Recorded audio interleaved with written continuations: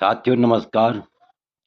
आज का वीडियो का मुख्य विषय है कि प्राचीन काल में लग्न देखने की कौन सी विधि थी, या यूं कहें कि बिना पंचांग देखे वैदिक ज्योतिषी के अनुसार लग्न कैसे ज्ञात किया जाता है, या यूं कहें जब पंचांग की व्यवस्था नहीं थी, पंचांग का अभाव था, तो ऐसी स्थिति में प्राचीन ज्योतिषी लग्न मालूम कैसे करते थे, या आप यूं भी कह सकते हैं कौन सा लग्न, कौन से लग्न में कितनी घटी और कितने पल होते हैं।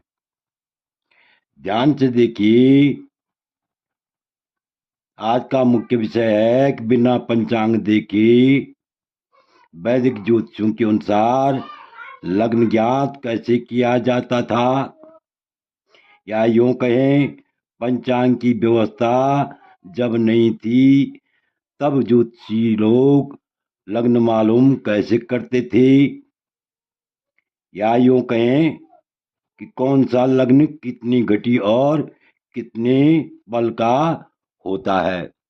इसी विषय पर हम आज क्या करेंगे, विस्तार पूर्वक चर्चा करेंगे। तो देखिए, यहाँ पर जो है हमारे पास जो है एक श्लोक है। मीने मेखी 214 कृति भू नेत्री वृक कुंभे 247 मुनि वेद भुजा मकरे मिथुने 301 सची बन्नी करके धनु धनुषी सराकृतरामा 345 वृश्चिक सिंगे 351 रूप सराग्नि कन्या तुले 342 भुजवेद गुणा। तो ये जो है इसका एक श्लोक और भी मिलता है कि मीने मेखी त्रयो घटिका चत्वारो वृक कुम्भयो मकरे मीने मिथुने पंच अन्य लग्न खटे खटे।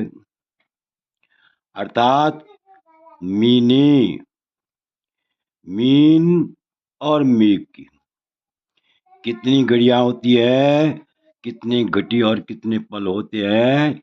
यहाँ पर देखिए, यहाँ पर लिखा हुआ है 214 पल। इनका अगर हम जो है 60 से भाग देंगे, क्योंकि एक घटी जो है 60 पल की होती है, तो 6 कम 6 6 दूनी 12 6 तिया 18, तो 6 तिया 18 और शेष रहा कितना 34। 214 में 34 शेष रहा, इसलिए 3 घड़ी 34 पल मीन मेघ लग्न की हुई और 3 घड़ी 34 पल मीन लग्न के होते हैं। इसी प्रकार जो है चत्वारो वृक कुंभयो, यानी 4 घड़ी और 7 पल। यहाँ पर देखिए 247 लिखा हुआ है, तो 6 चकु 24 शेष रहा 6 60 60 चकु 240 और शेष रहा 7। तो यहाँ पर जो है 4 घड़ी 7 पल किसके हुए, यानी वृक कुंभे, वृक और कुंभ लग्न की, वृक और कुंभ लग्न की 4 घड़ी और 7 पल होते हैं। और मकरे मीने मिथुने पंच, मकर और मीन की 5 घड़ी और 5 घड़ी और 45 पल होते हैं। यहाँ पर देखिए 5 घड़ी 45 पल कैसे हुए, 6 पंजा 30 60 60 पंजा 300 और 45 शेष रहा, इसलिए जो है 5 घड़ी और 45 पल हुए। किसके? मिथुन लग्न के और मकर लग्न के।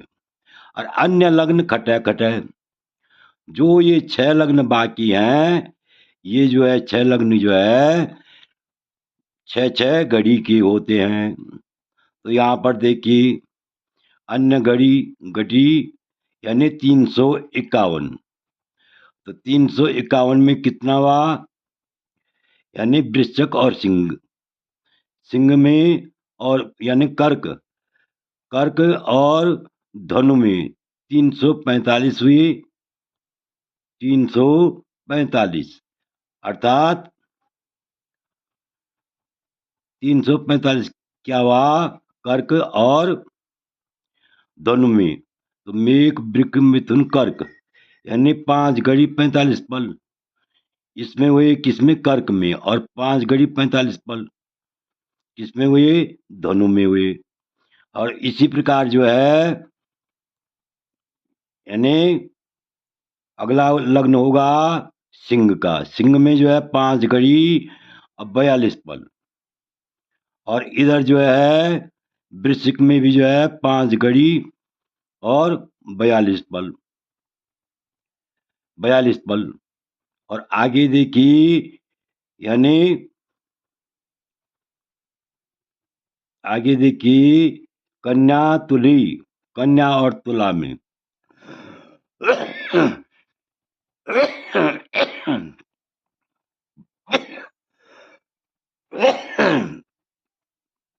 माफ कीजिए, कन्या और तुला में होते हैं 5 घड़ी 42 पल और 5 घड़ी 42 पल।